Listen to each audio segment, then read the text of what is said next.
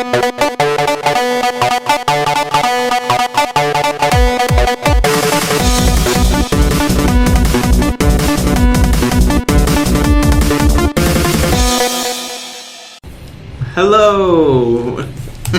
Hello everyone, and welcome to the DDG Roundtable. This is our first podcast of the year, so look forward to hearing our lovely voices. Why don't we just go around and introduce ourselves, and I guess we'll start by saying our favorite game.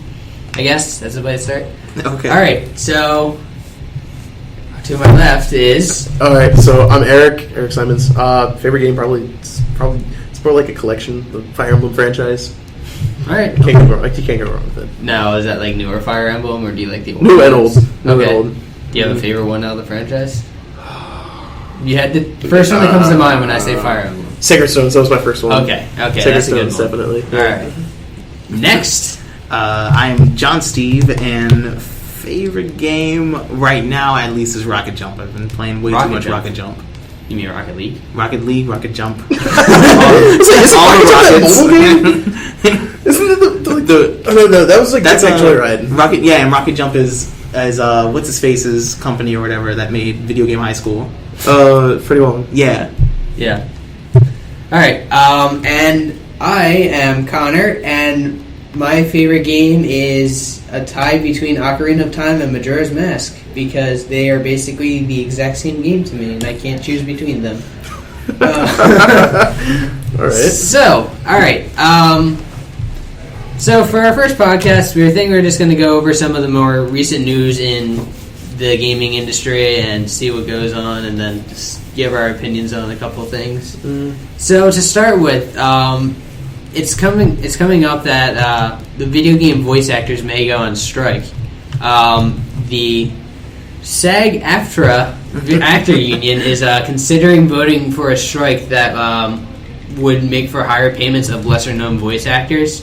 Now, this wouldn't affect people that everyone knows, like Nolan North or Troy Baker, who are every character in every game ever. Basically. A lot of the times, the voice actors don't have really good pay, or not recognized fully for their roles, and they don't get a lot of the media coverage for the roles they perform. It's really only those that get that lucky break and get into those AAA title games. There's only a couple that do it, and then there's also the thing where like characters like people like Nolan North and Troy Baker, they literally voice every character in every game.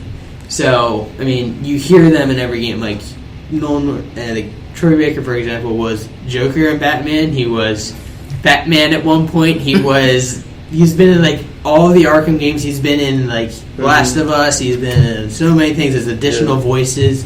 Nolan North, like Uncharted. He's been Deadpool.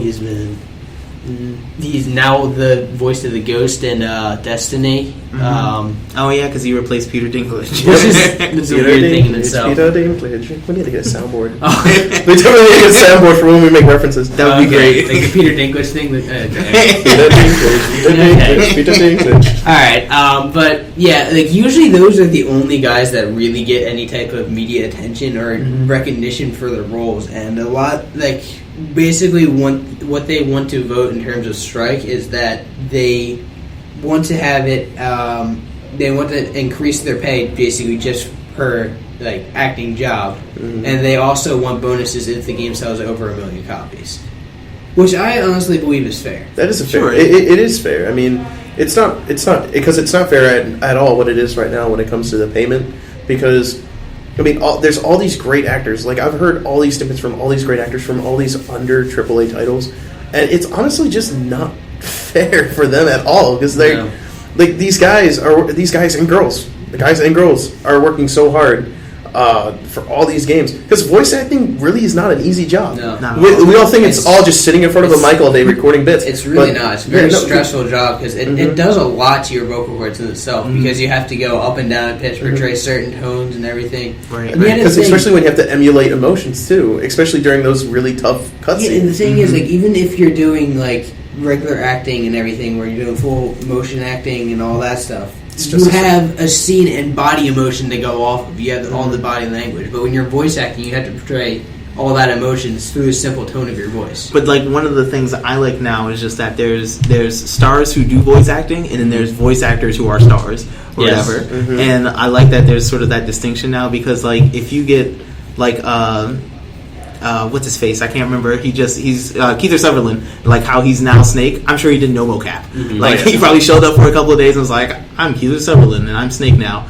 And like, but like when you get to games like Until Dawn and stuff, and I love that game because it has all these like little special features where you can watch them making it and stuff. Yeah. But they show the actors themselves with the rigs on and everything, like just going out and performing. It's funny to see those motion capture things. They're ridiculous. Like how do you act with the entire camera like an inch from your forehead and like all these random like dots all over you? It's always like blew my mind. But like, and then you get characters who or people who voice the same characters that they voice in movies and into the games and stuff like that, which is always it's interesting. It's always a good thing, like if they're able to get somebody that's familiar to the role, it brings and bring it into the same thing. But they're still doing that separation, because like if you have like Christian Bale, who like did the worst Batman voice personally that I've ever heard. If you have him, where's Rachel? Exactly. It's like the Batman had a built-in modulator. Exactly. You have like him, and like he goes on to voice a Batman video game. It's a familiar voice, and everyone loves it. Even though everyone loves Kevin Conroy, and always says Kevin Conroy should only be the voice of Batman. You know, Will Arnett is my Batman. Will Arnett, yeah, okay. Lego Batman forever. But Adam West, though. Okay. Adam West is a very specific Batman. He's special. He's special in everyone's hearts. I just watched that movie recently. Like, did you really? 66 one? Oh God, is it bad? It is bad. I started out because like it was on like Showtime or something like that, and I was going through it. And it just started like 10 minutes ago. I like turn it on, and it's literally just him hanging off of a ladder punching a rubber shark. That's how you live life. And that's Adam West.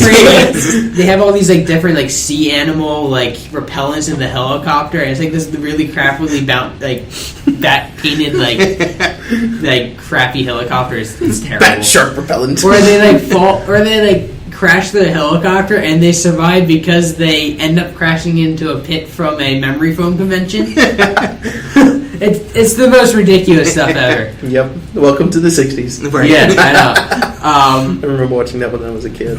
Yeah, but I definitely think it's fair for them to be getting their bonuses because, I mean, if the game sells over 1 million copies... They deserve more than just they whatever they more get. than, like, passing acknowledgement and, like, a credit spot. I mean, they deserve their base pay, and if the game sells well and they get remarks for their acting performance, it definitely deserves to have a bonus. Oh, yeah. Definitely. Mm-hmm.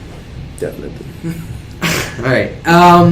So, moving into our next topic, we kind of just wanted to talk about the idea behind adaptations of movies into games and games into movies.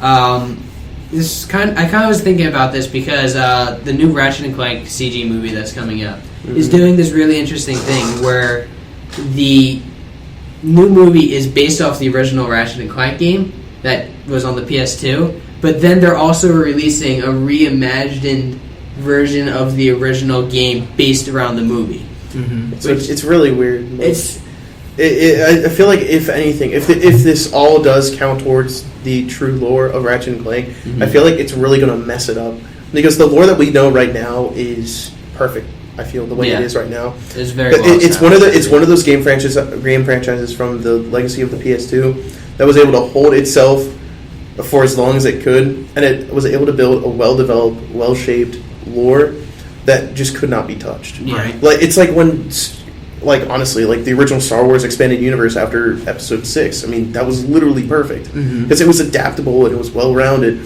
But then they went in and cut it and said because of New Hope or whatever the fuck it is, Force Awakens. God, I keep on getting the two mixed up. And you're like, nope, no more. Yeah. Nope, we're gonna fuck all over you fans. No more lore for you. So it's kind of just like ending all the extended universe and all that stuff, and now it's just the alternate universe. It's like no.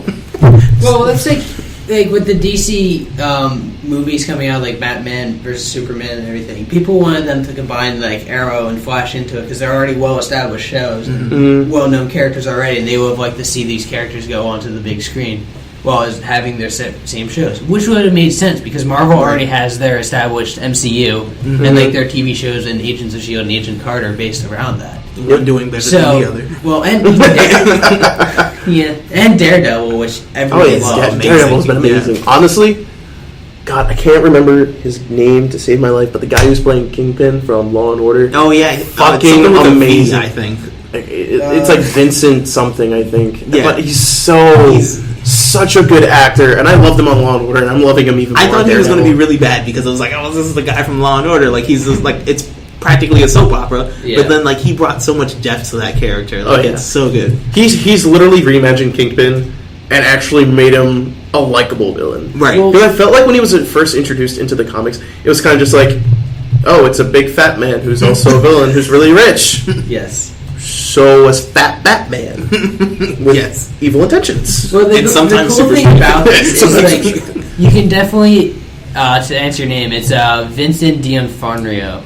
D'Onofrio. That Dono Frio. F-R-I-O. D'Onofrio.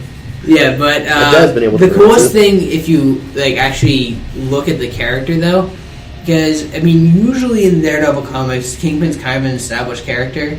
Mostly, they kind of from the shadows, but you can definitely see this as like an origin story, not only for Daredevil but as Kingpin at the same time, because they really made Kingpin like inexperienced in terms of running an entire empire on his own. Oh yeah, like having him to go off of everybody else and everything to make sure everything was done, and now he has his entire empire to run by himself because everyone else is now out of the game. Yep. It's kind of funny because when you break it down like that, it makes it seem like Gotham is like the evil twin. It's like that's the same. It's trying to approach it from like the same premise of like bringing the background to like every character and trying to round them out, but they just fail horribly with everything. I think my biggest problem with a show like Gotham, I mean, I haven't watched all of it yet. I've just been it's been just weird. I really don't plan to. Or wait, I'm sorry. What? And that he just did what? It like doesn't connect with the DC universe at all. It's just so. But the problem is like, I feel like they're trying to introduce too many Batman villains way before Batman would even come into play. Yeah, it's like if you're introducing all these people now when he's still a kid. Yeah, that means by the time he finally does take on the mantle of the Bat, like 12 it's like in this show right 12, 13, something like that. It's supposed to be like right after his parents are killed. I mean, he doesn't officially take on the role until he's like in his early 20s. They'll all be senior citizens. Not even just early 20s. It's late 20s, early 30s. Yeah, I mean, Batman's already getting pretty damn old that by the time he takes on the mantle of the Bat. Yeah, I mean, and then he continues it for a long time. Right. I mean, if you're counting Batman Beyond as a canon universe, he was Batman up until he was like. Let's not go with Batman Beyond. Let's say Batman the Animated Series, because it's okay. Now that's one that we can actually accept. Let's say the animated series universe. Okay. Because Superman's involved with that and all those other characters, and the Justice League and all that. And that actually seems canon. That's its own separate universe. Batman Beyond just happens to be a less well-received portion of it. But if you watch the finale of Batman Beyond, it connects the two universes and ends with the same exact shot that the Batman animated series begins with. Yeah. And it's fantastic. I'm just what I'm getting at is that he's like up to like he's like 65 or something like when he stops being Batman. Ridiculous. And he stops because he's having like a heart attack like in the middle of the fight or something like that. Like he's having like heart issues or something. And it's just weird because like they're saying, oh, is this character the Joker? Is this character the Joker? It's like the Joker doesn't really start doing stuff until Joker Batman is fighting crime. Yeah, like the Joker. Like, according to the official lore, Joker isn't born until the Red Mask, like, makes his escape through the Gotham sewage, and that's where he picks up the green hair. I think it's also pretty fair to say, like, that... I mean, because you can't really introduce the Joker until you introduce the Red Mask, and once you finally introduce the Red Mask, then you can introduce Joker after Red Mask has been around for a while, because... Red Mask is supposed to be this huge, like, notorious criminal that was finally caught, and then in his escape became the Joker. Yeah, it's... So it's kind of just like, what are you trying to do here, Gotham? Too much of everything. Exactly. They're trying to do... It's almost like they're trying to play catch-up right now with Marvel. That's what it honestly seems like to me. Like That's what a lot of DC stuff feels like. Except for, I would say, like Arrow and Flash. Yeah, Arrow and Flash actually seems relaxed. Like, it actually has a comfortable storyline so far. They didn't try to rush into it since they were both experimental projects. I wasn't even trying there. Yeah. I wasn't even trying there. But hey, it was on point. Bad puns. Yeah, but this is where we get a soundboard. Yeah, but it's... I mean, like, I would have loved to see Grant Gustin as Flash, because I think he plays a fantastic Barry Allen. He was really good. I think he plays a very good character, and I would love to see him on the big screen. Mm-hmm. Which, I actually watched an interview with Stephen Amell at one point, who plays Oliver Queen. I love what he said. About what? Just about how he felt about the casting. Oh, yeah. Did you see that one, too? Yes. When he's like... he doesn't hold back. No, he doesn't. It was, like, incredibly poor time, because it was, like... They announced all the casting and that they didn't have Grant Gustin playing the Flash. They announced that, like, on this, like, right after the pilot episode. Right. And it's like, okay, so... I mean, the biggest... Like, as you were saying, the biggest, like, appeal and, like, the biggest, like... indicator that your show is going to be a success is how many people watch your second episode. Mm-hmm. Because he said that anybody can have a good pilot, but it's whoever comes back means that your show is doing well. And not only that, it shows that the company has like no faith in this show before it even starts. I know.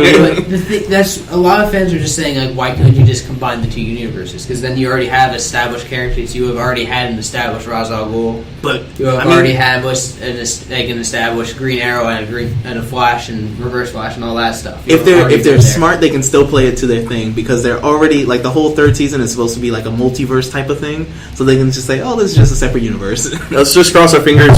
Knock on wood. I mean, honestly, at this point, I feel like Gotham's kind of already fucked themselves over. No, yeah, that's... I'll be surprised if it gets a third season. They've already dug themselves a pretty deep grave to get out of.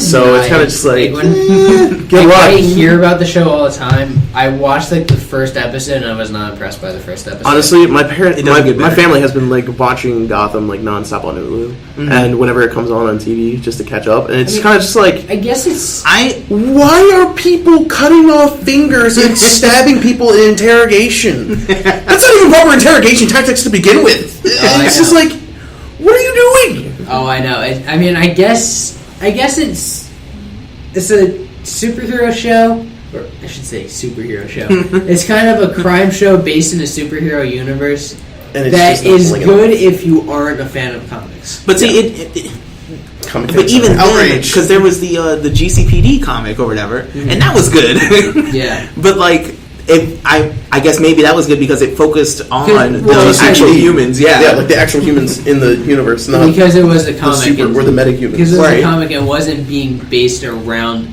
this character that everyone knows, but really doesn't invest their time into knowing the actual backstory of all the characters. It was just like, here's how these regular people deal with all the crazy shit going on around them. Yeah. Because that's one thing that I don't even think Marvel has really even touched upon it, but like how the civilians actually just feel about this. I mean, like in Marvel, we always have our Jonah Jameson up in the Daily fucking Bugle, like blowing his damn horn. Oh, Spider-Man's a criminal! Oh, we gotta stop him! But I mean, other than that, that's basically it. We don't get anything else from other civilians. No, just random bystanders. I mean, same thing in DC too. I mean, you have those occasional people that show up like once every like 25 comics to be like, oh, this is weird, but then they get snuffed. And then it's kind of just like, well, how do they actually feel? But that's the thing, like, even if you do see, like, a quote-unquote civilian in the comics, anytime they have that character, like, focused on or anything like that, or, like, center that character is going to develop into another hero or villain of some kind. Sure. You know what I mean? Like, it's, like, they see, like, you have a civilian that sees Batman, and now he wants to be a vigilante, like, 100 comics later, and has some kind of story arc to it.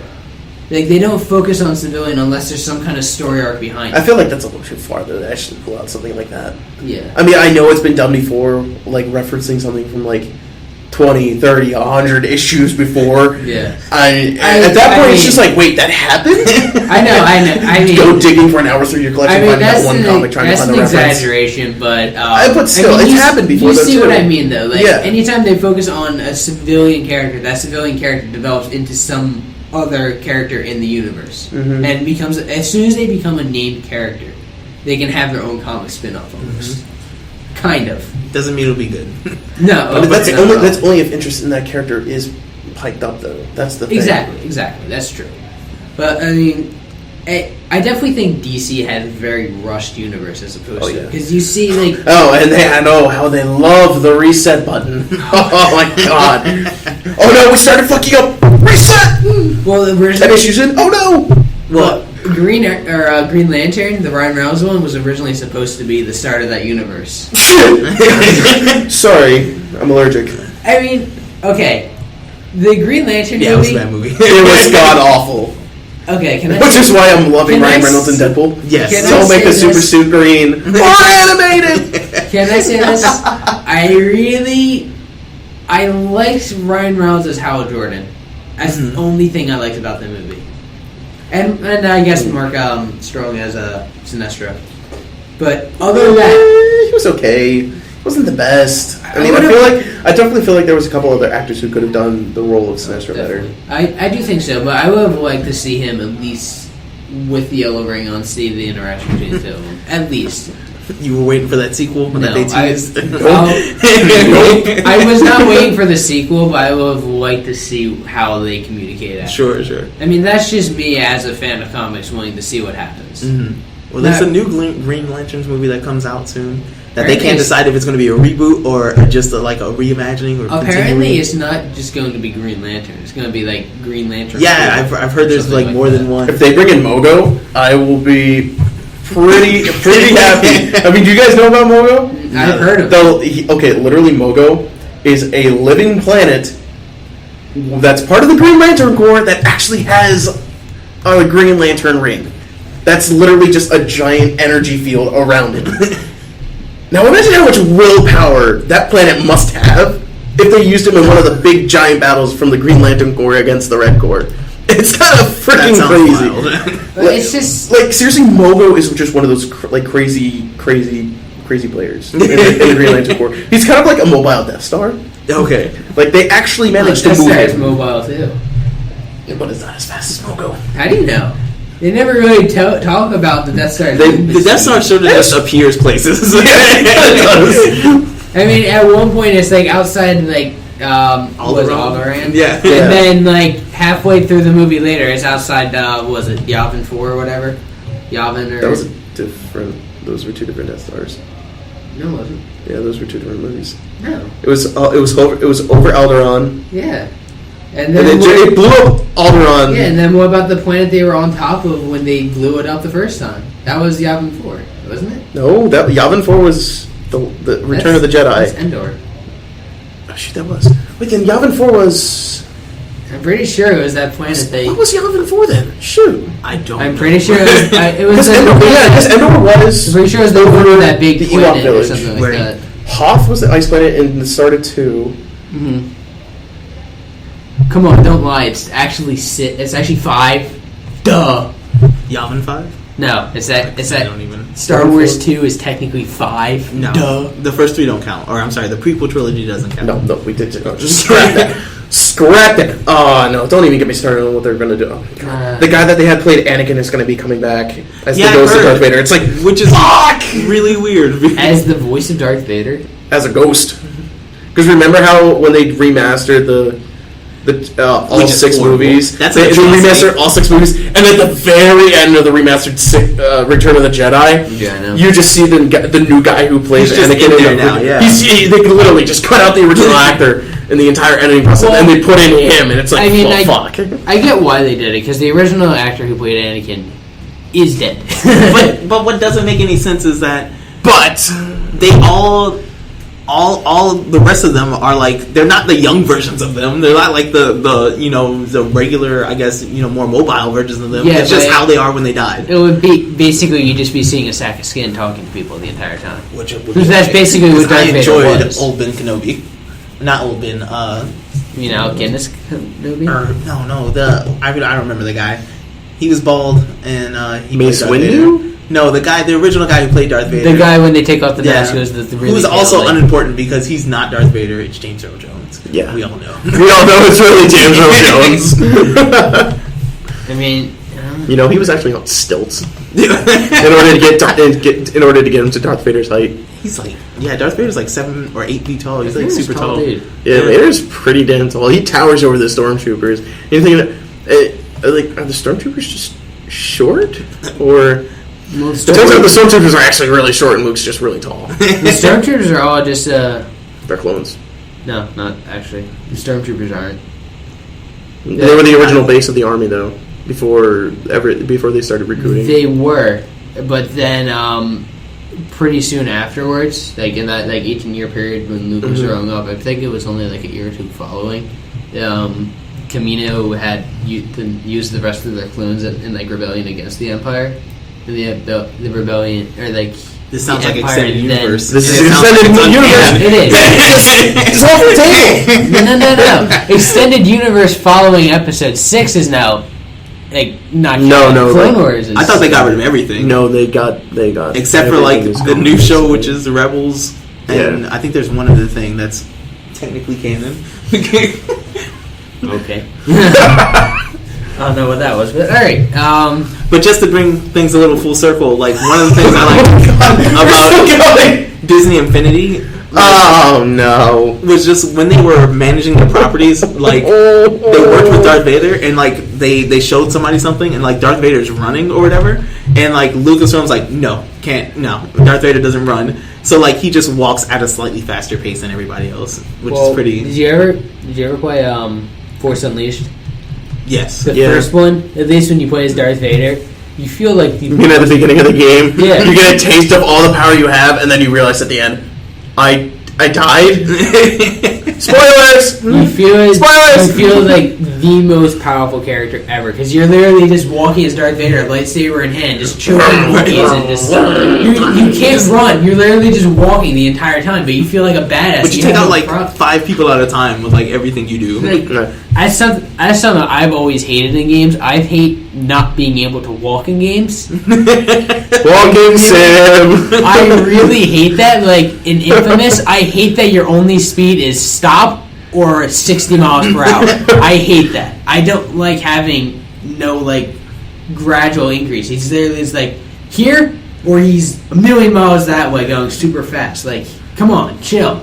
But He's electric. He can't calm down. like that's what I'm saying. I don't like being restricted to one speed in that. I Sure. like being able to manipulate the speed freely. But that was one of the times where I was like, I didn't feel that because I was Darth Vader and he was walking. When I was playing that chapter, and I was just walking through it, one of the songs that went through my head was "Back in Black." Even Xbox While you're One- taking out enemies. Oh, I zoomed in. How'd that Boom. happen? Okay. I don't know what you do. I don't know. Technical difficulties. Well, we went really off track there. Yeah, I must we're say. talking about video game adaptations. We never even touched on Angry Birds. Yeah, It's like I don't Angry Birds really has know been anything dead, about like the since Angry Birds movie. Rio, and now it's kind of just like Angry Bird, yeah. I now we agree have a with that. movie. It's like Rovio, what are you doing? That's what you're talking about with Rovio earlier. They made Angry Birds. Yeah. Well, that's what I said. Yeah, Rovio made Angry Birds, and now they're making a movie about Angry Birds. But I feel like this is all like It's this stupid. and the Minecraft movie are all in response to the success that the Lego movie had. No, I wouldn't say. Minecraft movie is kind of more just Microsoft trying to be like, oh, money. That's their motto. right? Minecraft No, movie that's- is basically them just trying to use this name for, like Yeah. you said, money. It's really sad what happened with Minecraft after Notch had to leave it the way it was. Yeah. It was doing so good, but now I feel like honestly I've hardly played ever since it's been into Microsoft hands because I don't want to update it. I'm actually legit scared to update Minecraft to see what Microsoft has done to it because it's like Mojang perfected it at what it was. And Did you hear about their 1.9 update? What's being added to it? It's basically the thing is with Minecraft updates, they basically just take the best mods and make them official. Basically, it's really what it is. That's exactly what they did, because they're adding in like the dual wielding and everything, and like Yeah, I mean, and that's kind of just like that's something Mojang. That's something Mojang wouldn't have done, though. That's the thing. Yeah. When they added updates, they actually added new, exciting, and different ideas that people hadn't made mods yet. They would actually do new, cool stuff. If you look at like 1.8, which was their last one before Microsoft acquired them, like they added a whole bunch of stuff where it was like everything underneath of the water and everything. They added a whole bunch under the water. They added a whole bunch of new biomes. Like they added a whole bunch of new stuff that wasn't like done in mods. Exactly. And then 1.9. God, I can't talk today. 1.9. It's just kind of like. I mean, their biggest thing with 1.9 is that they're expanding the end instead of just being the fight with the Ender Dragon. Yeah, it's they're like expanding that to actually be a realm like the Nether. That doesn't make sense though. But it's like the whole point of the end is that mysterious feeling, that mysterious ominous feeling, like, oh my god, it's the end of the game. I gotta win. Yeah. Like, it's not meant to be a place where you can just constantly go back and revisit. Yeah. Unless you're actually just going back to fight the dragon. It's like or farming Enderman. Well, that, but I don't Minecraft. But you nerd. But that's like if you once you beat the Ender Dragon, or like once you actually get to the end. The quote unquote end of the game. No, the end is the realm. I'm calling it the end because that's the specific name of the realm of the game. So, I mean, once you actually get there, you killed as many Endermen as you ever need to in the world. Because you need, like, I think you had to kill, like, 16 so you get a whole bunch of items just to open the portal itself. Mm-hmm. You had to farm them to get the items to open the portal. And once you get there, you kill the Ender Dragon, there's not really anything else to do there. That's well, there's the egg, but you have to come in ready to pick up the egg. Because the egg is basically just a trophy, though. Yeah, but it's a cool trophy, though. It's a trophy, but then once you finish that, there's no real reason that you have to kill a whole bunch of Endermen. True. Ender pearls are still pretty useful items when you're doing survival mode, though. It's true, yes. Mm-hmm. But and especially when you're also going against the Wicker. Mm-hmm. The Wicker. I'm pretty sure that's what it's called. Wicker Man. The Nether boss. Played by the Wicker Man. Jesus Christ.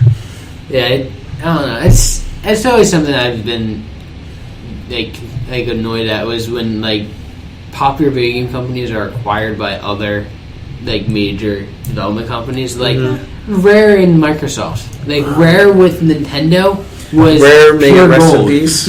They were pure gold, and then Rare Microsoft bought them, and then people they had nothing, and then Microsoft was like, "Oh wait, we bought Rare. Let's actually have them do something."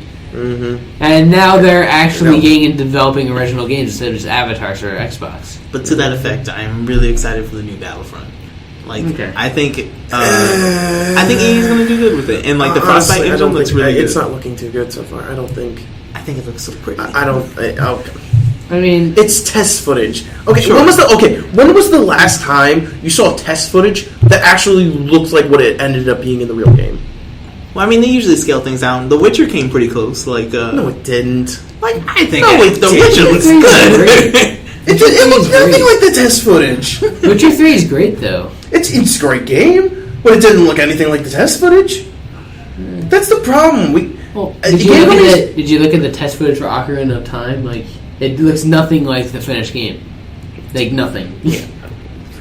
But that's the point that we're trying to get, though. Test footage never looks anything like the real game, whether for good or the worst. It's kind of just like either game companies putting hopes too high or hopes too low to the point where it just shoots the game down, and then when it comes out, it's like, oh my god, why did we doubt this game? See, look. Okay, a classic example would be looking at the test footage for what was it? Assassin's Creed Brotherhood. Mm-hmm. It was some of the best test footage that anybody had ever seen before, and even though the little warning down at the bottom said "warning test footage," I mean, people thought it was going to be like the best thing ever, and then it actually came out and it was shit. Let's be honest. I enjoyed Brotherhood enough. The graphics, or just like the game, because the game's amazing. Brotherhood? Yeah, Brotherhood. is easily. It's following Brotherhood that the game. I feel like Brotherhood's great Revelations because it had the Brotherhood. Brotherhood. Oh yeah. No, I haven't played Revelations. Revelations is just Revelations the DLC. But we're talking about the actual. Revelations is like the next. It should have been. It's the the next DLC. game. It should have been DLC. It shouldn't have existed. There was no reason to continue with it. Yeah, it's like honestly, they hung on to Ezio for too long. Yeah. They really did. That was the problem. And then and now they're still trying to hang on to Altair with all these little spin-off games for them. Like there's one for the PSP, there's one for mobile, Android, and iOS, and they're just trying to hold on to the classic names of Altair, Ezio, and it's just not working. Well, I'm excited. I wanted to play the little 2.5D ones they have, just to see how those are, because I'm getting a little like Altair Chronicles Series for T like that, or that was Assassin's Creed Chronicles. I think it's just called Chronicles, PSP right? one. Assassin's Creed Chronicles. Oh, you mean like the side-scrolling ones? Yeah. That have, like Ninja. Okay, like the Assassin's Creed China. Because I think the first whatever. one is oh yeah. Those look cool. Yeah, I remember it now. But I remember reading about I heard them. they're actually decent, aside from the fact that they apparently have Ezio back to teach you stuff in that, and they just don't have the same voice actor, so it sounds ridiculous. It's like, oh, this is supposed to be Ezio, and then it's just not him, because it's not the Italian voice because we don't actor. recognize his voice. That's funny. See, going back to voice acting, it's like there's no continuity. Yeah. It's like, what the fuck? It's like we already know a well-established voice for so many classic characters. Like, I mean, let's be honest. At this point now, we can recognize Ezio and Altair as classics in video game history for their voices. Mm-hmm. And now it's just kind of just like Altair not as much. Altair's pretty funny. Probably. I liked Altair. He was the serious, somber. I'm not saying. Didn't they change his voice act? Did Altair's? Because I'm I not think saying they decided it was like were super racist. racist at first or something, and then they were like, No. It was. They didn't have any type of accent at first. Okay. The thing was, I like Altair as a character. His voice in the first game makes no sense. I will say that because I always did this weird thing with Assassin's Creed where in the first game they said, like, how can I understand them? And then they basically had this entire explanation as to why the Animus can convert languages for you to understand what they're saying in their language you understand. Well, it did that for every game. And then, like, in Assassin's Creed 2, it's like, okay, I can now convert it to language to understand what I'm saying, but why does he have an Italian accent? Why is he randomly speaking Italian? Like, it kind of just completely got rid of that in terms of continuity. Yeah. Then they rebrand the voice actor for Revelations of Altair, and now he has a Turkish accent. It's like, okay, where does that come from? That's because now they have a game every year. More than one game every year. Mm-hmm. Now, okay. They can't keep track. Alright. Nope. Alright, do you guys think Unity is a bad game? Unity? Yeah. Assassin's Creed Unity. Unity was okay. I mean, it was. It's not my favorite, but it was flawed. It was in terms of being semi-incomplete game. Well, that. But for what the game was, like when he didn't have a face during a cutscene. That was terrifying. I actually just see floating eyes in the mouth. And like, oh my god! I actually had that happen to me at one point. That did I, and it was like. And more than once, just walking through the streets, I just launched and fell through the world. Oh yeah, it happened more than once. It's like parkouring. I jumped off of a building. The building just disappeared from me. I was like, dunk, like right down. As far as like the parkour system, what just happened? I don't think it will ever be like perfect, but like I think it's getting better. The best thing about Unity that they added, I 100% want to see this come back, is the free running down mechanic. Yes. The fact that they had the free running down, that was so you can't jump off of buildings anymore. Yeah. Like, on that was so great. You just do the right trigger B, and you actually just do like the free run down, and then made it a lot easier to get down. And I would love to see them work on just like the when you're like running through buildings and stuff, because like I love how it works, but it feels like you're on a track, but they still wanted to give you some freedom, but they gave you too much freedom, so like you can bump into walls and it like really like kills your momentum and stuff. You could do that in the first one too. Run through. Well, no, I mean you like, could run through. You were like when you were running through streets. I mean, you could still bump into walls and shit. But I mean, like in the portions where like you're climbing through the windows, and like it's you're essentially on a track or whatever. Yeah. But you can still like veer to the left or right, and sometimes there's like a little like hallway that you have to like turn down. But like it's not. I don't know how to explain it. It's not like a real hallway, but it's like a thing in your way. Yeah, it's like a fake obstacle. Yeah. But I ran into those all the time. Maybe I just suck. I will say that Unity probably had the best parkour system out of the games. I will say that. I think that's one thing anybody can agree on. It has the best parkour system out of any of these Assassin's Creed. And that has been steadily improving in every game. Oh, yeah, absolutely. That's one thing they have been improving every single iteration. I will say combat, I felt like, went down a little in this one. But Unity, my biggest thing was the removal of things that didn't need to be removed. Why did they remove my ability to disarm people? That was really useful in 2. In 2 and Brotherhood too. That's one thing that I will compliment Brotherhood. You were so overpowered. You were overpowered in Brotherhood, but still disarming enemies was still really useful. Yeah, I mean, especially for my playstyle. Even on that, like, if you didn't feel like killing somebody, you just wanted to knock somebody out, you couldn't do that, because as soon as you get into battle, he's like, sword, stab, dead. No pacifism. There's no actually just, like, knocking somebody out. Sure. But that existed in the other ones, and they just arbitrarily removed it. Like, they didn't give me freedom of weapons to choose from, I couldn't like switch weapons like mid combat like I normally. That's what I loved in 2, being able to switch. I could go from a sword to a mace to a goddamn greatsword, and it's just like I know, just whenever you felt like doing it. It was great. One thing, I guess it worked more with the aesthetic. I mean, obviously the only thing that worked in terms of aesthetic was if you had a sword and a pistol on you. Anything else was ridiculous looking. Right. But.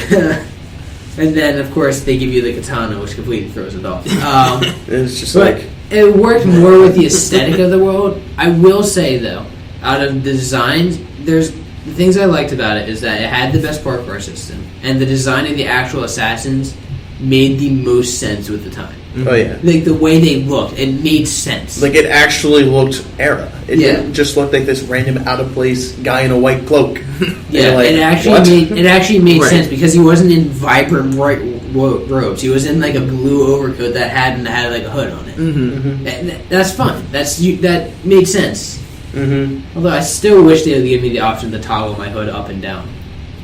Yeah, they didn't. I really wish they would add that, because I really hate having to have the hood on all the time. Especially, what really doesn't make sense is that they come out with like the quote unquote costumes or whatever, and some of those don't have hoods. So like he still does the motions, but like it just looks ridiculous. He's just like he's like touches his shoulder and then doesn't do anything. Like, stop it! They're looking at you. Yeah, but we get really off topic. We are getting off topic. We need to be. But going back to what you were saying about Battlefront, because I really didn't even get to say what I was saying. No, we got to went way off right there. But when we were talking about Battlefront, the first time I saw it, I was like, okay, DICE is making it, so clearly it's going to be Battlefield skinned, like Star Wars.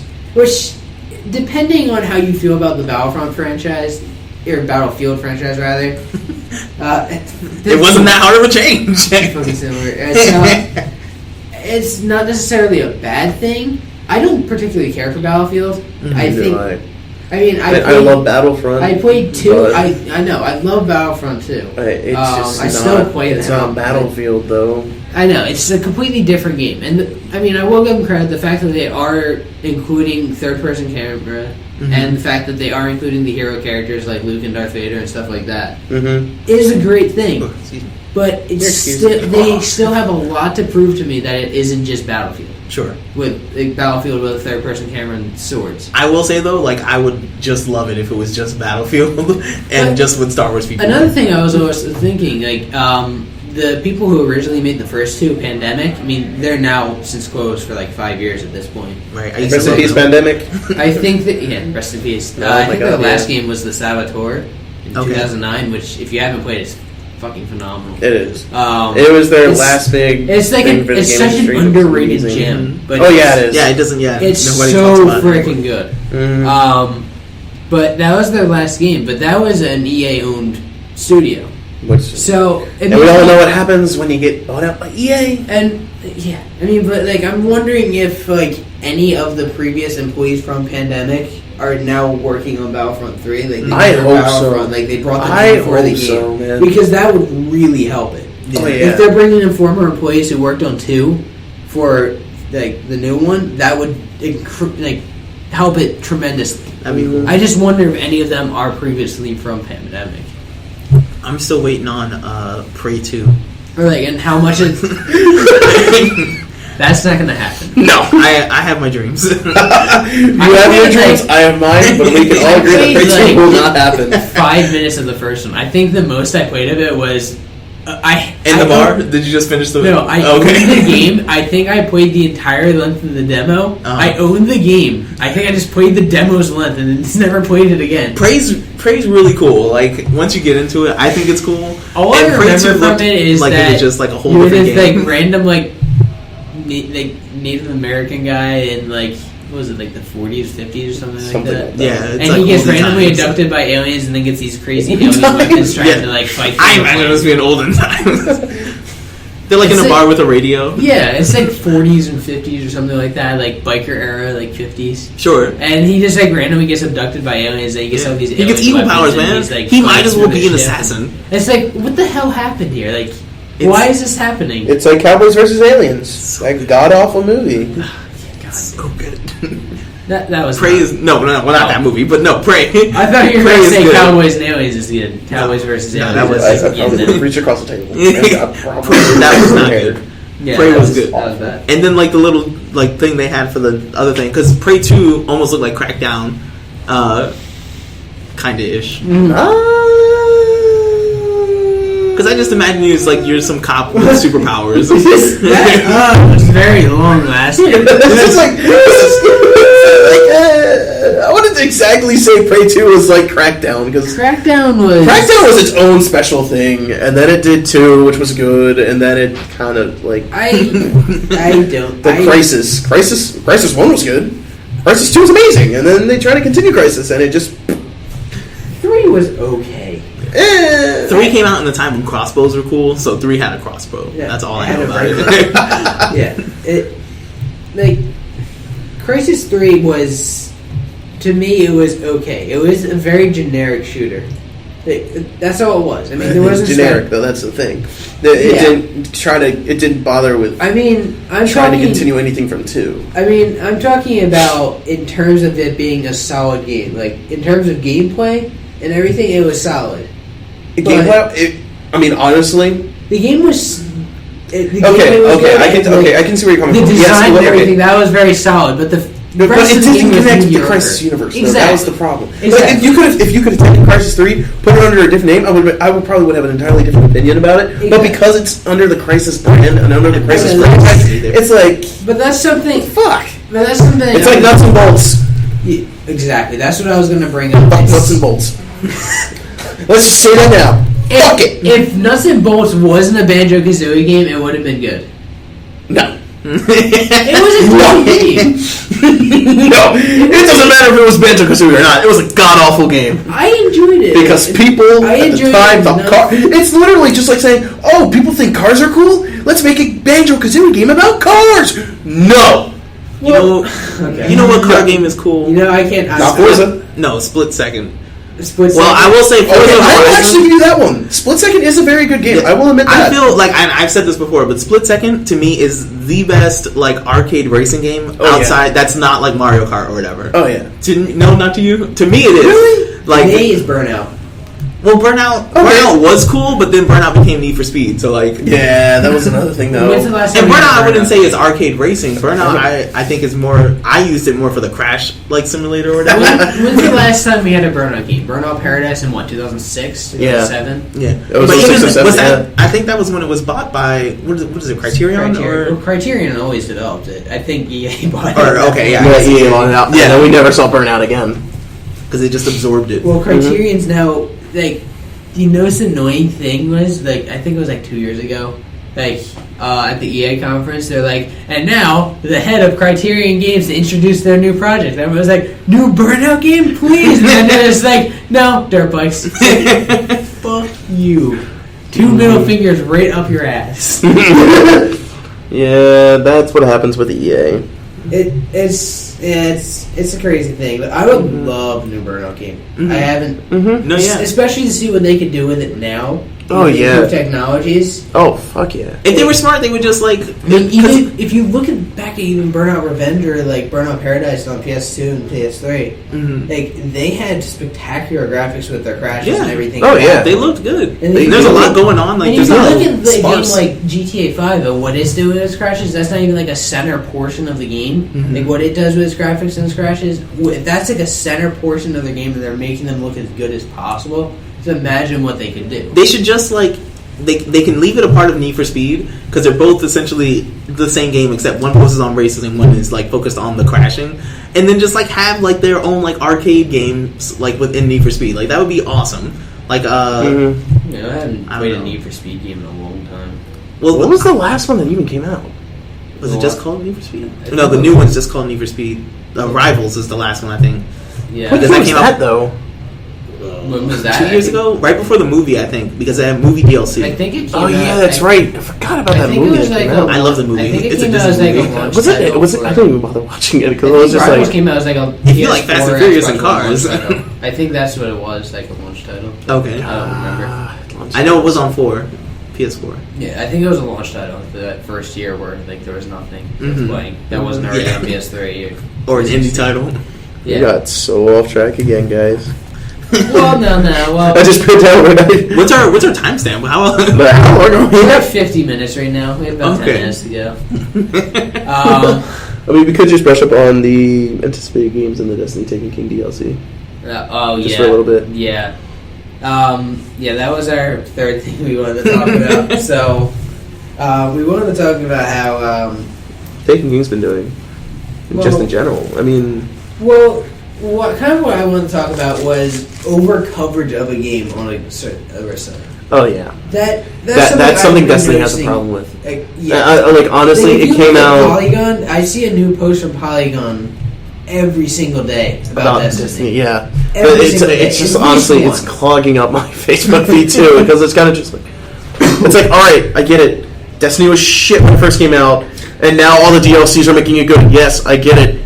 I don't care. It's like the fact that there's still coverage from a game that came out at this point. What is it, about roughly a year and a half now? I think over a year now. It's over a year now at this. I think it was on like the 13th last year or something like that. Yeah, I mean it was like, why are we still getting updates on this? I know I anticipated it was good. Released it was bad. DLC came it was good, and now we have Taken King, which is like getting coverage, making it like a King of all RPG, when the DLCs are releasing because it's talking about like what's added to the game with the DLCs being released. Right. That makes sense, but. What's Surge selling today? I don't give a fuck. What's Surge selling? Considering they're supposed to be like expansions, which let's cut it. This base game. But it's just cut content from base game, right? But that's all DLC is nowadays. Like where it's like except when Bethesda does it. Even in like they do it right. July, August, there was nothing new about the game. It was just them posting daily updates about what's happening in Destiny. It's like no one cares. It's honestly it's like what happened with what was it? That was probably one of the most. If anything, it's almost like the overcoverage that usually happens with World of Warcraft sometimes. Who makes Destiny? Bungie? Destiny was Bungie, yeah. And Activision as the publisher. Yeah. No, I was just wondering why they had so much money because they make really good commercials. But like outside of that, like I couldn't get into Destiny. Yeah, that's when I honestly couldn't get into it either. Yeah, well, because they did package it as like this is a first person shooter. It's gonna be amazing, guys. It's not a spiritual successor to Halo, but it's Halo. Yeah, it's essentially it's Halo. What I say, Destiny is basically what Halo 4 would have been had Bungie continued making. Sure, you have your super soldier and you have your AI. So it's the exact same game. It's still Halo. You can rebrand it however you want. Damn Guardians or whatever the hell they call them, they look like Spartans anyway. They do. They look a hell of a lot. They ride on a Star Wars speeder bike. So they look like rustic Spartans. They look like the Mjolnir One armors. They really do. It looks like they're wearing the old original ancient Mjolnir One armor, and it's like, okay, Bungie, do you have some explaining to do? Is this part of the Halo universe? We're just going to keep our mouths closed. You guys won't ever know. Bungie just... Well, the thing is, I mean... Because it's never been officially mentioned, like, anywhere between the Halo or the Destiny lore that either of them are connected, But at this point, just by between looking at assets, data mining, and everything else, it's kind of obvious that there is a lot of stuff being pulled from Halo. Well, they can't say it's in the same universe because Xbox owns Halo now. Right, Microsoft will jump down their throats. That is true. So they can't actually say... No, that's 343's property now. Oh, fuck 343. Oh my god. They ruined... Halo 4 was bad. It was. Halo 4 was bad. And now Halo 5 is coming, and Halo it's 4 like... didn't feel like a Halo game. No. You know what's really sad? It didn't. When Microsoft and 343, during an interview, they actually said they expect Halo to still be around in the next 20 years. It's like... It will be, as games have already been released. They continued planning on releasing a Halo game for the next 20 years. They just announced they were about to start making Halo 6 already. Yeah, it's like... Why hasn't dropped yet? Let the game drop and then figure out what Can we finish? Exactly. Can we finish making sure like the Halo collection works fine? Like, Yeah, really? It all takes 6 months for it to work. It's honestly getting to the point where it's beating a dead horse. It really is. Yeah. Halo was such a great franchise, and I thought it was perfect. Honestly, if you only play the first 3, it's like fantastic. I say first 3 and ODST. I personally enjoyed ODST. I enjoyed ODST. I actually enjoyed Reach. Not so much for the campaign. Reach is the one where you're playing with the 4 or 5 with the Spartan squad before Yeah. on the Battle for Reach before it was blown up. Did Reach and ODST come together? No. So Reach is lore. with, Reach is going way back into the lore of Halo. Okay. Because Reach occurred way before Master Chief was even a thing. Okay. No. Then Reach is... No, it's not true. Yeah. Master Chief was involved with Reach. Wait, now I don't know. I know there's 4 people stuck behind enemy lines in one of the games. Right? Pretty sure there's Because they're like in a city or something, and you have to fight your way through the That's city. ODST. Okay. That's ODST. Reach is when you're fighting for the planet because Reach Reach has to is be because Reach has to basically- be sacrificed though in order.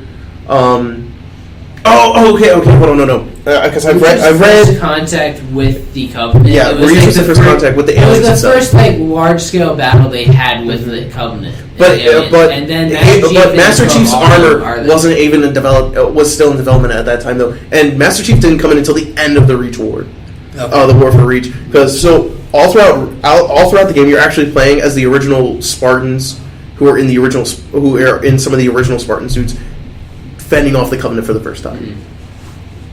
And then Master Chief comes in at the end and saves the day. Because fuck Master Chief. And fuck the Covenant. And welcome to Universe Nightmare. It's kind of being a dead horse at this point, like you said. It's like the games after Reach. I mean, it was that point. After Reach, I would have been fine. If they just ended it, I would have been fine with Reach as a finale. Like it gave us a complete story. It gave us the start of the Covenant War to the end of the Covenant War. It was a complete story, and I would have been happy at that point if it ended. I mean, I can understand if they try to build on to the lore of the game, but you're just continuing the wars now, which is stupid. You know what I would have liked is if they actually if they did more with the ODST Helljumpers. If they did, Helljumpers are one of the most pivotal. ODST actually has a very great story. Oh yes, it does. Because it's a very sad story about all the backstory and the fall of these guys. New Mombosa. Oh my god, it's honestly one of the most huge pivotal points in the Covenant War when you're fighting when they're actually fighting for all the different Halos spread across the universe. Yeah. Right. I mean, New Mombosa was a huge battleground, and they had these ODSTs coming in post war.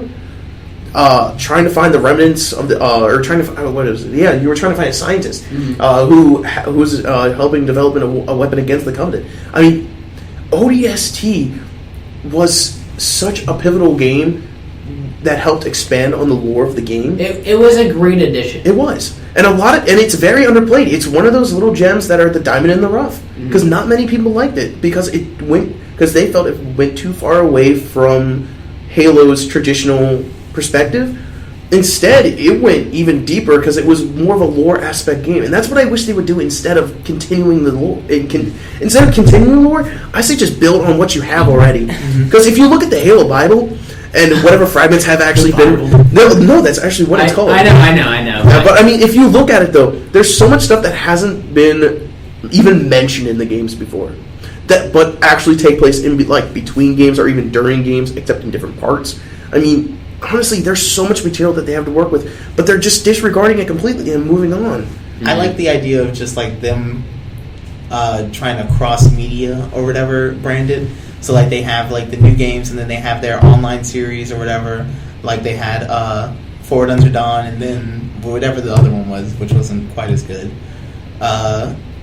And they have just like all the other outside media as far as like books, comics, and everything that all are essentially contributing to the lore or whatever. But not all of them are as good. Yeah. No. Like Forward Unto Dawn, I thought was amazing, and then like I really don't remember what the name of the second show was, but it was about Locke or whatever, since he was the big new character. And it just like it really Scott is cool, but like only when he's in his field. It was really disappointing. Prometheus. Well, that's not what I was getting at. Elysium? When I was looking, Whoa, I like Elysium. Elysium is essentially Halo. Like when I was looking at, it's got a Halo ring. The guy is a soldier who gets a super suit grafted onto him, and then like battles his way onto the. When I was looking at what do you call it? The Halo 5 gameplay from E3, when they weren't showing the multiplayer, and they showed the campaign multiplayer. And they fired their gun twice. I was like, what the hell am I watching? Like, why is this guy just walking around? Like, I know they were trying to show the set piece world or whatever it is, but the guy literally fired his gun twice in a shooter game. What the? Like, that's about the drama. All right, it was bad though. It was bad. So, is that your anticipated game? No, by far. Okay. Are we talking? Are we doing it? If we're doing anticipated games, are we talking about really this briefly. year or? Or whatever's been announced or whatever that you're just excited for. Zelda U. Okay. You should know that answer. I Yeah. guess. If we're talking about this year, I would probably say my most anticipated game is Xenoblade Chronicles X. Okay. Which comes out for the Wii U. Yeah, you can't say Zelda because they just pushed it back, huh? Yep. And I would have said Star Fox, but they just pushed that back. Yep. Honestly, well, I mean, not everything by Nintendo has been pushed back so far. No, not everything. Pokemon Super Mystery Dungeon's still coming out in November. I mean, the thing was, like, Xenoblade's still coming out. That much is certain because the game's already released in Japan. Yeah. This is the localization that's coming out in December. So that's for sure coming out. It's not being delayed because of development. It's just translation. It takes translation. Like, Super Mystery Dungeon was just released, I think it was last week in Japan. First 45 minutes of the damn game are already up on YouTube. It already looks amazing, though. Can I also say Pokemon Go? Pokemon Go looks good. Oh my god, yes. Pokemon Go. I know it's not coming this year, but the second they have, like, hey, who wants to sign up for beta? Woo! First in line. Yeah. Pokemon Go is going to be intense. Let's not go into depth about Pokemon Go. But honestly, though, what I'm really... Oh, yeah. Honestly, though, what I'm looking forward to this fall, winter era, or term in the video game industry, though, I would have to say Fallout 4. I'm a huge fan of Fallout. I cannot wait for Fallout 4. Been waiting 7.5 years. About damn time. I'm going to have to get a new computer just so I can get the Megaton pack and get the little nuke or whatever. Yes. Like, I want that. But the collection pack? Yeah. You That looks really good. It was actually an alarm clock. Is it really? I'm pretty sure that's what it fantastic. said. It's excessive, but it's so good because it goes off with a nuclear warning siren. So I want that. Pip-Boys are just going to be so fucking hard to make. But it looks... It only fits a certain amount of phones, though. Like, I can't take my S6 and fit it. You won't be able to take your phone to fit it I thought either. the one that came with it had, like, its own LCD screen. Mm-mm. Oh, well. Nope, you that. can put your phone inside it. Nah, I don't want that then. It also looks really unwieldy. Like, it looks huge. Well, have you seen characters wearing it in game? I thought... It's huge! I knew it was, like, long, but I didn't know how bulky it was. Like, You could see it in Fallout New Vegas and in Fallout 3. You could see how big and bulky it was. Because that just looks like I don't want this on my wrist. This is I can't do anything. It's just like clunk. Press a 16 button sound at once while you're trying to dig WASD. Like, stop it! I mean, I don't know. I'm not a huge fan of Fallout. I was impressed by their E3 showing of it. I was. I mean, It's got a dog. It went from crossbows to dogs, man. It's the dude! Aside from the fact that I think the jumpsuit is ugly blue. I think it's supposed to look ugly though. Like You mean the Vault The suit? Vault suit. They're all the same color. I know, but It's just the color palettes are different. I think they try their hardest to make that look really ugly and really like old. I think it's too vibrant in this. We'll save that for next time. Yeah. I feel like we'll save this debate for next time. Yeah. All right. We should be wrapping up now. Okay. All right. Thank you all for joining us for the first DDG Roundtable. Of the year. What? Of the year. Of the year. Yeah. It sounds like it's the first one ever. All right. We'll be back next week with updated news and other things that are going on. Exciting things. Hopefully the strike with the voice actors will be settled by then. Hopefully. Oh yeah, and hopefully. I guess anything news. going on in the guild. I guess we just finished our first game jam. That was exciting. Woo! Oh yeah, we should probably talk about that. Live from the game jam. For those of you who don't know, we are members of the Digital Designers Guild, which is a club here at the campus of Not University just of a Baltimore. club, we're an actual guild. Remember, we are actually chartered. We're technically listed as a student organization. We're a branch of the larger guild, trademarked. I don't know if we're trademarked. We should probably get on that. Yeah, but we're a club here at the campus of University of Baltimore and obviously Baltimore, Maryland. And we're And not basically Baltimore, Ohio. we're basically just focused on helping students who are currently in the SDE program or just in general who want to make games or animation files of some kind, just to basically give them the skills they need to put together a portfolio and get themselves out there in the field. That's all our entire brand and everything. This podcast, the main idea behind it is basically just to get people on board with getting their voices out there and get more comfortable talking to us, speaking public, even though we're behind a recording, it's still being portrayed to a bunch of people, so that's how we wanted to get them more comfortable with it. And it's fun. It is fun. Yeah, and we're hosting this event from our first game jam, which is basically a 12-hour day of us centering on a certain theme. This week specifically, we were focused on rapid prototyping for indie games.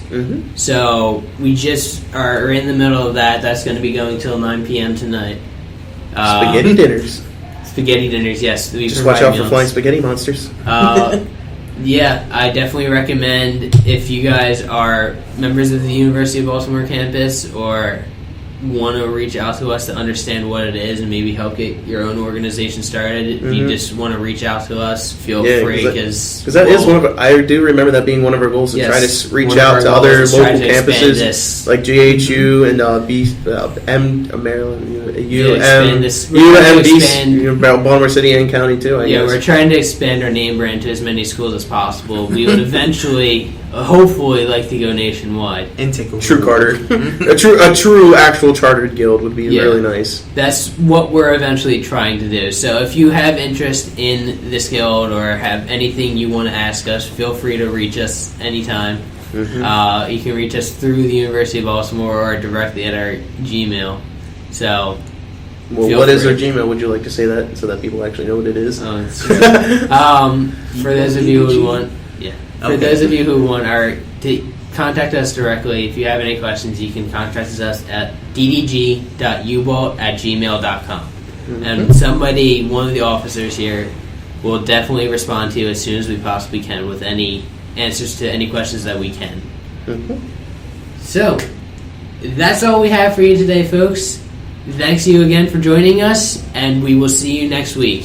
Bye-bye.